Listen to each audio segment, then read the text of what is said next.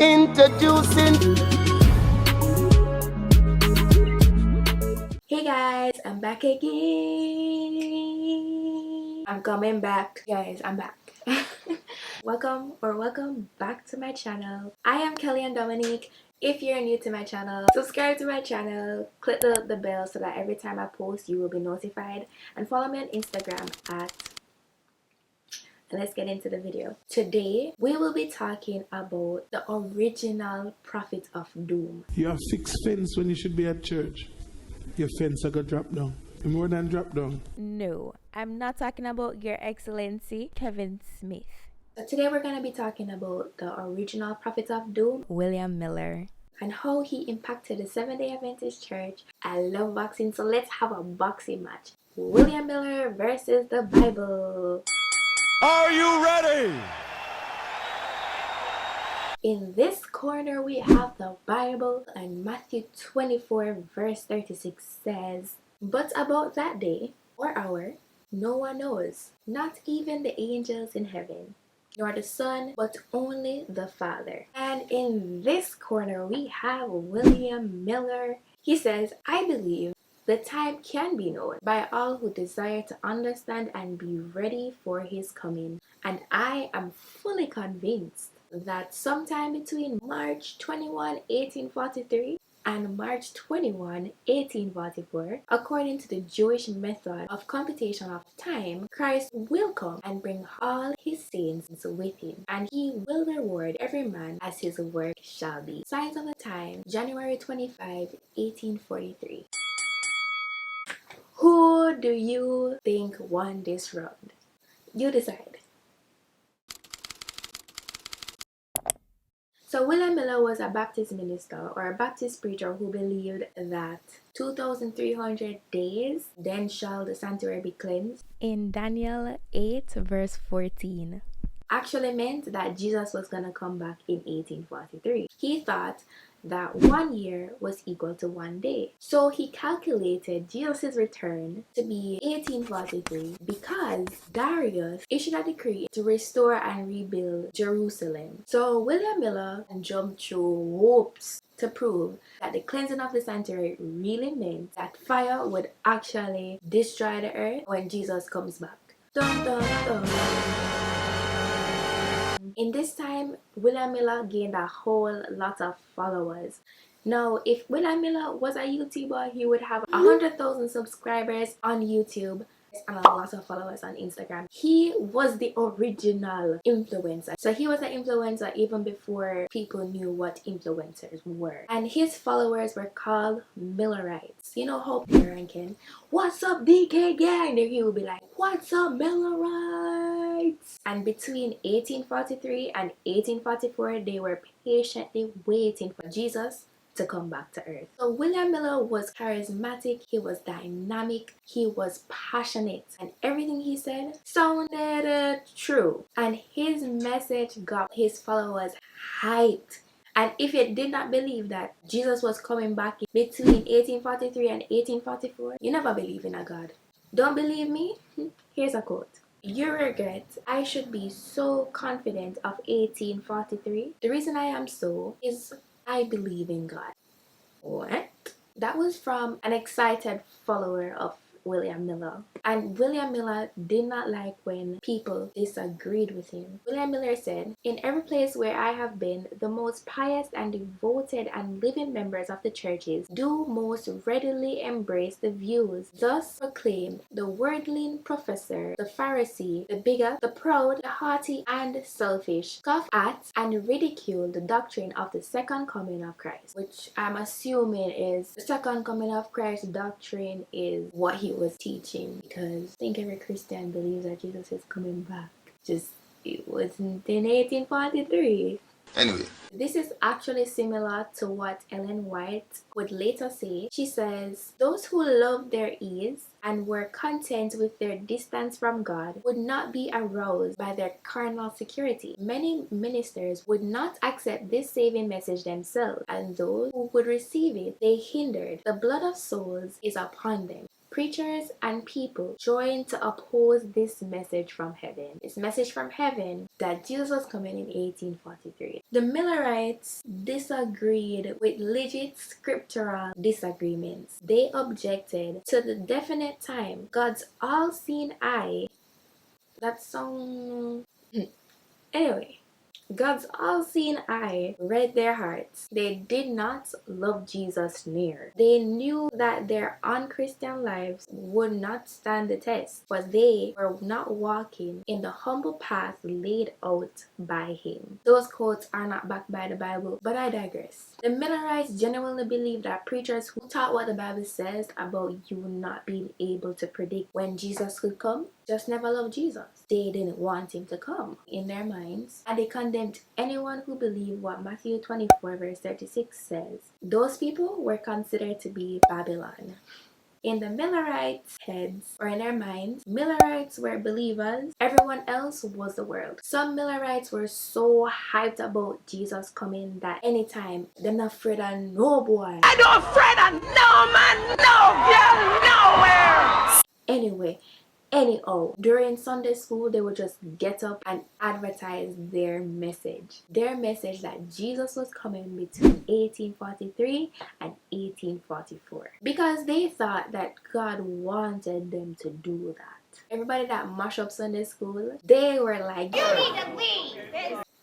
And they were literally kicked out of their churches. The Millerites and Adventists believe that unbelievers' eyes were and are closed by Satan himself. Here's a quote. Satan had them in his snare. He had led the majority to leave the straight path. Those whose hearts burned with intense desire to see Jesus were forbidden from their professed brethren. You need to leave, brethren, to speak of his coming. Angels viewed the scene and sympathized with the remnant who loved the appearing of the Lord. Angels viewed the scene and sympathized with the remnant who loved the appearing of their Lord. Okay.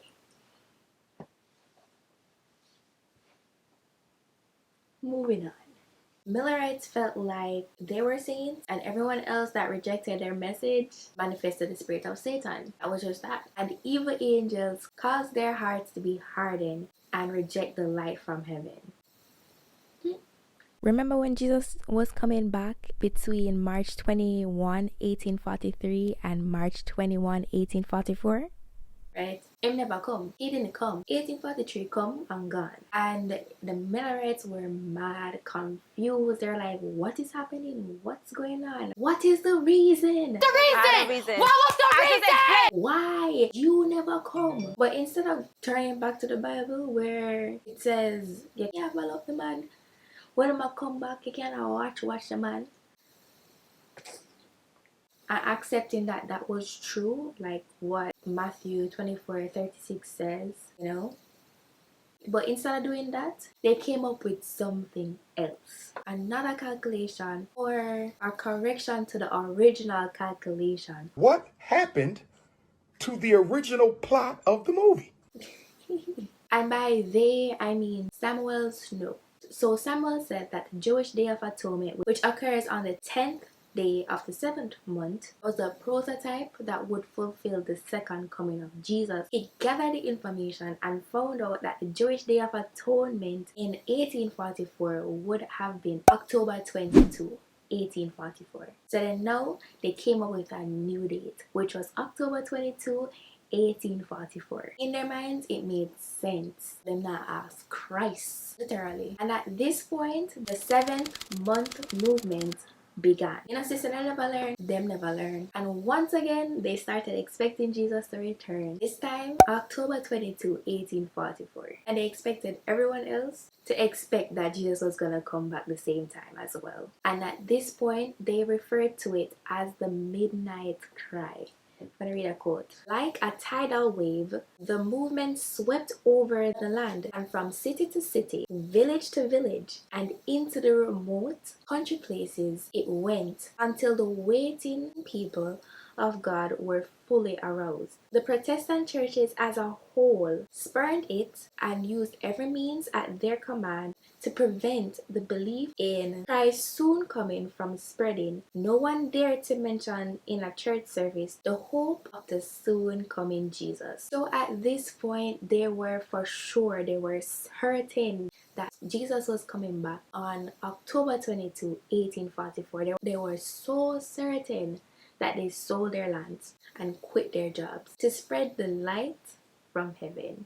Another quote: "Worldly business was for the most part laid aside for a few weeks. We carefully scrutinized every thought and emotion of our hearts, as if upon our deathbeds, and in a few hours close our eyes forever upon the earthly scenes." As Ellen White said, they were scrutinizing themselves, and carefully at that. This works-based faith would later shape the beliefs of the Seventh-day Adventist Church. The Millerites did not have any assurance of salvation, and they believed that you could lose your salvation if you have unrepented sins, even if you don't know about it or you don't remember it. Example of an unrepented sin is like if you are 6 years old and you stole a cookie from the cookie jar, and then now you're 50 years old and you didn't remember that you stole a cookie when you were 6, you could lose your salvation. They believed that your sins could be removed by 1, willpower, or 2, remembered and then repented of.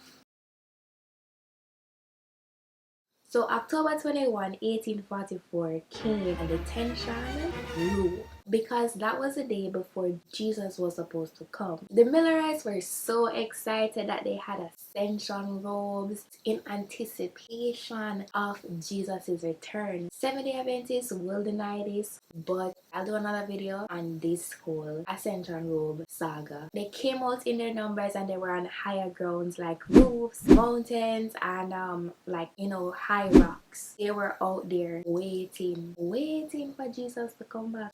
And I guess they were on the higher levels, the higher planes, so I guess it would be easier for their ascension. I'm assuming, because that's the only way it makes sense. So they were out there the whole night, and guess what? Jesus never come. And once again, they were mad confused and they were mad disappointed. And then now it was back to reality. Some of these Millerites were now poor and their lives were destroyed, because what do you do when you have nowhere to live and no income? Nothing. So many of the Millerites got really crazy, and many of them had to be in psych wards. Yeah, them did mad. And if you thought yellow fever and cholera was bad, the Millerite insanity was worse. This was truly a great disappointment. And that's exactly what they called it. And up till now, Seventh-day Adventists still celebrate October 22 every single year in remembrance of the great disappointment. Most of the Millerites recanted what they said. William Miller himself recanted, his theories and his ideas, his doctrine, and went back to their churches. However, the rest of them decided that Jesus, even though he didn't actually come, something else happened. What?